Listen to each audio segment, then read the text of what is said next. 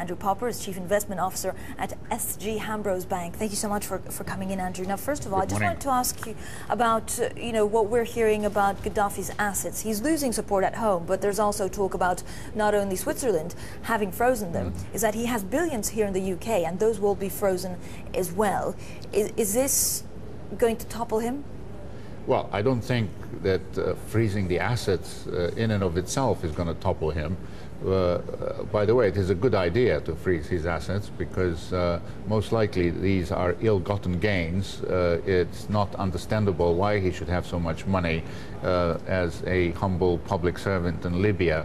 But will he also finally understand that actually the world is putting more pressure instead of him continuing to say this is run by Al-Qaeda and people on drugs? Well, obviously the Gaddafi doesn't seem to be in a very good mental state, and his comments don't make any sense. The problem with people like him is that when cornered they act irrationally, so all these signals are welcome, and probably there will be more serious steps on a military basis if it's a no-fly zone is introduced that might convince him to give up. But one never knows with people like him. So the risk is still there of civil war, of a military confrontation.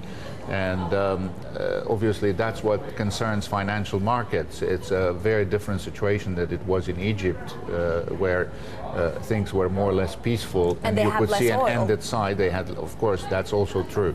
That's also true. And in terms of what we're seeing, you talk about, what you fear, of course, is the irrationality of Colonel Gaddafi, but also of the opposition, I guess, if they are pushed to extremes. Are we going to see a complete halt of production in oil?